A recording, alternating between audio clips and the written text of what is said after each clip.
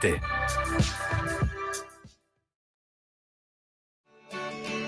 Una finestra sul mondo, il mensile Tempi.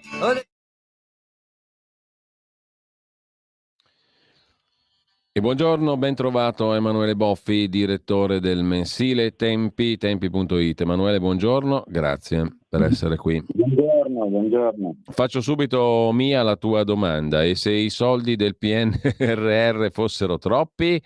Perché è uno degli argomenti del giorno, naturalmente, dopo l'intervento, devo dire, un po' verboso del ministro Fitto in Parlamento.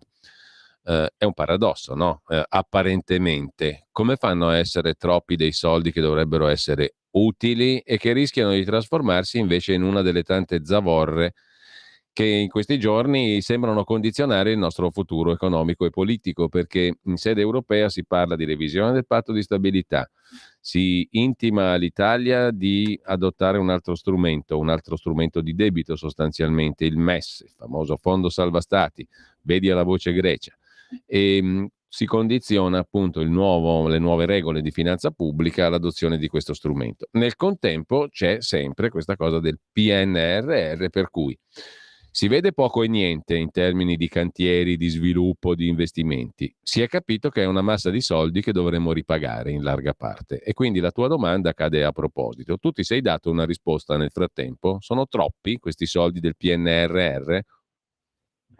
La risposta veloce e breve, secondo me, sì. Soprattutto però mi ha, diciamo, in un certo senso confortato leggere la stessa domanda sul Corriere della Sera, perché l'ha fatta qualche giorno fa Francesco Verderani, che come sapete è il cronista politico del Corriere della Sera, secondo me sempre molto acuto e molto ben informato, e faceva notare quello che in realtà è avvenuto alla luce del sole, ma come sempre le cose per nasconderle bisogna farle avvenire alla luce del sole, e cioè ha ricordato che cosa è successo quando abbiamo chiesto questa montagna di soldi. C'era un problema, diciamo così, di bulimia, un problema politico da parte di Conte, che ha chiesto molti più soldi di quelli che effettivamente ne avevamo bisogno, e soprattutto ha chiesto una montagna di soldi, 122 miliardi a debito. Questo è il problema grosso. Se andiamo a vedere anche cosa hanno chiesto gli altri paesi europei, hanno chiesto molto meno di noi, e soprattutto Conte, che aveva il problema, diciamo così, di far vedere che se batteva i pugni sul tavolo veniva accontentato perché lui era un grande statista, non si è reso conto che noi abbiamo storicamente, e questo lo sappiamo da sempre, una grandissima difficoltà a spendere i fondi europei. Cioè già non ci riusciamo con quelli normali, adesso abbiamo ottenuto tutti questi 120 miliardi e abbiamo ancora un problema più grosso. Questo è uno dei problemi, questo è il primo problema, il più grosso, cioè che abbiamo chiesto troppi soldi. Il secondo problema è quello, io uso sempre le parole dell'ex ministro Sacconi, che dice che il problema del PNRR è che è uno schema, è un piano molto statalista calato dall'alto, cioè tu devi spendere i soldi nella maniera in cui ti dico io. Sarebbe stato più intelligente magari chiedere meno soldi e avere più libertà di manovra, perché poi quello che noi vediamo, come questo l'ha anche detto un po' il ministro Crosetto, che noi dobbiamo spendere soldi per progetti che non ci convincono, ma allora è meglio non spenderli. Ora, esiste un problema, è l'ultima cosa che dico e poi spero di aver risposto alla tua domanda, esiste un problema politico per il governo Meloni, perché da un lato c'è questo problema che i soldi sono troppi e che si fa fatica a spenderli. Dall'altro c'è il problema però che se tu non li spendi fai una brutta figura, per dirlo in maniera semplice e popolare, con l'Europa, ma questa brutta figura poi diventa anche un problema sui mercati, perché l'Italia fa appunto la figura del paese inaffidabile, incapace, disorganizzato, e quindi questo potete ben immaginare cosa voglia dire rispetto alla fiducia che i mercati possono avere in un paese come il nostro, che chiede i soldi e poi non è capace di spenderli.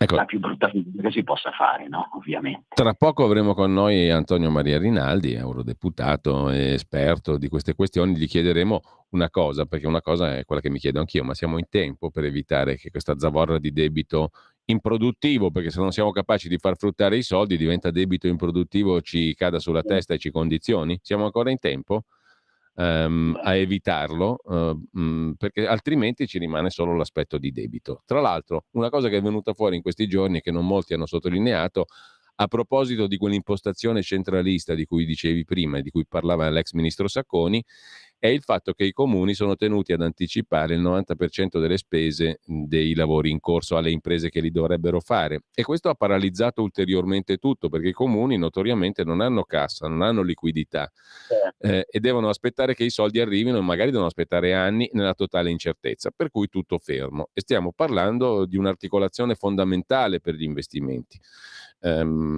Lascio perdere il carattere strategico di determinati investimenti che non si sono visti, perché giustamente bisognava cercare di fare cose perlomeno di carattere appunto strutturale, infrastrutturale, generale, no? E invece ci si è persi in 1000 idee che poi sono rimaste tutte sulla carta. Ho la sensazione che sia ormai impossibile uscire da questo pantano. La domanda è: riusciamo a evitare che si trasformi solo in debito? Non lo so, questa è una bella domanda e sono curioso anch'io di sentire poi Rinaldi come ti risponderà. Io sono abbastanza pessimista, soprattutto perché appunto tu sei dentro in una sorta di gabbia e una camicia di forza che ti obbliga a fare spese di un certo tipo, e queste spese, io ho un'altra impressione che ho, è che c'è un po' la corsa a giustificare, no, queste spese, ma in realtà appunto in maniera molto disordinata e non improduttiva, cioè non spese per la crescita, ma spese appunto che non produrranno in realtà una ricchezza, e quindi alla fine, come dicevamo all'inizio, ci troveremo sostanzialmente semplicemente con un debito da restituire. Ecco Emanuele, cambio argomento perché il mensile ancora in edicola di questo mese, di aprile, Tempi, no? Si occupa, prima le donne e i bambini, è il titolo di copertina, si occupa della questione demografica, le culle vuote e le idee del ministro Roccella per cercare di uscire da questa trappola demografica, per cui sempre meno bambini e sempre più anziani. Ti hanno soddisfatto le proposte messe in campo nel frattempo dal governo, centrate soprattutto sull'idea di ridurre le tasse per le famiglie? Però mi è sembrata una boutade che non è stata seguita da quasi niente per ora. Adesso io non vorrei essere sempre distruttivo, però insomma l'idea è stata lanciata, ma mi pare che non abbia avuto ulteriori specificazioni. E poi, secondo punto, che si ricollega in parte anche al PNRR, perché ne ha fatto riferimento il ministro Fitto, con la questione degli asili, no? Allora, ok, il fisco, in Francia il quoziente familiare indubbiamente funziona, però secondo molti osservatori funziona anche perché dietro c'è tutto un welfare, cioè una serie di servizi per le madri, per le famiglie, eccetera. Perché la leva fiscale da sola forse non è decisiva, forse, credo. La questione degli asili nido è esemplificativa. Nel PNRR ci sono solo per gli asili nido 3 miliardi e 100 milioni, 4,6 per tutte quante il settore delle scuole d'infanzia. Però le domande dei comuni sono molto basse, specialmente nelle zone dove queste istituzioni sono più carenti, cioè nel meridione d'Italia, nelle regioni meridionali, dove per esempio a Palermo, io ho letto dei numeri che mi hanno fatto riflettere, a Palermo ci sono 6.700 posti per asili nido, in asili nido, per una popolazione fra 0 e 2 anni di 120.000 bambini. Palermo Sicilia, adesso mi sembra complessivamente sulla Sicilia, scusami.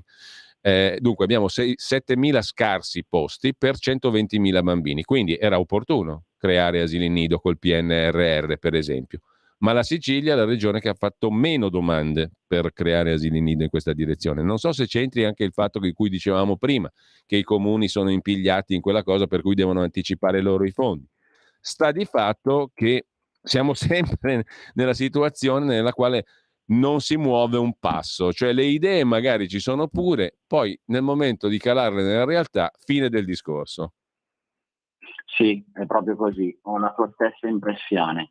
riprendo il filo dall'inizio di quello che mi chiedevi. Secondo me la cosa, diciamo così, un po' annunciata in una maniera un po' strana anche dal ministro Giorgetti, è un'idea eccezionale, soprattutto perché usa il numero 2, cioè lui diceva appunto la diminuzione delle tasse, un nuovo sistema di tasse a partire dai 2 figli, e questo numero è molto importante perché la prima cosa da capire rispetto alla situazione dell'inverno demografico italiano è che un figlio solo non basta a invertire la tendenza, una tendenza che ha ripercussioni pesantissime su tutta la nostra società. Si citano sempre le pensioni, ma potremmo dire anche le case, in generale lo sviluppo del paese.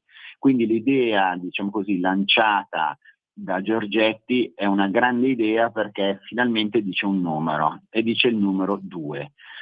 La seconda cosa che dicevi tu, secondo me hai molto ragione, cioè ci sono veramente segnali molto contrastanti, molto spesso queste idee rimangono sulla carta ma non diventano mai realtà. Io quello che posso dire e sottolineare rispetto al convegno che abbiamo di tempi è che, essendo questo un tema gigantesco, perché rilanciare la natalità di un paese è cosa complicatissima, no? Molto più anche di gestire i soldi del PNRR. L'unica cosa che si può fare è che bisogna mettere in campo diversi attori e diversi dei soldi, ma non è l'unico.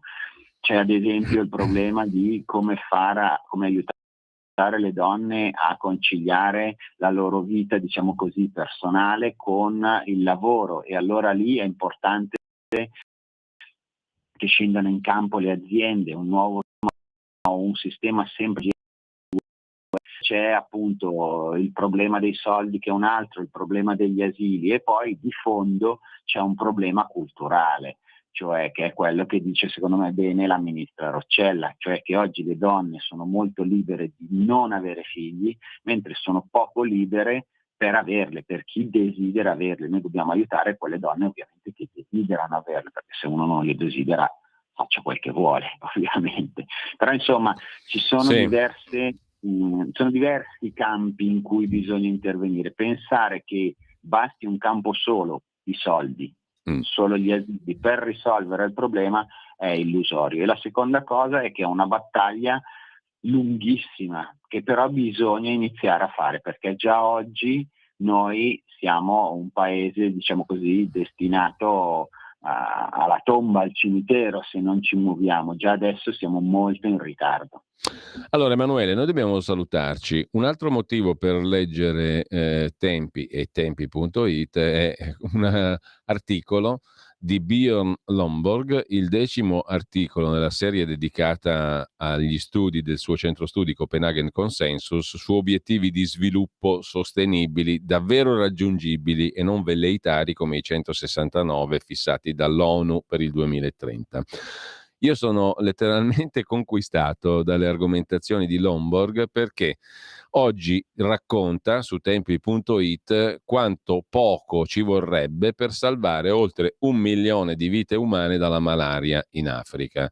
L'uovo di Colombo in questo caso è una zanzariera, anzi una serie di zanzariere. Abbiamo dimostrato, scrive Lomborg, che aumentando anche solo del 10% l'uso di zanzariere da letto, in Africa si otterrebbero a costi ridottissimi benefici formidabili. Questo è un serio obiettivo di sviluppo sostenibile. Non spreco altre parole perché è veramente molto chiaro ciò che sostiene Lomborg ed è una lettura appassionante, una delle tante letture utili e interessanti di tempi.it. Grazie al direttore Emanuele Boffi. Grazie Giulio, buona giornata a tutti.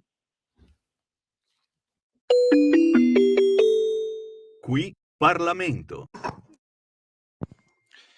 Grazie Presidente. La proposta di legge al nostro esame, Camera 859, approvata dal Senato il 1 febbraio scorso e adottata come testo base, reca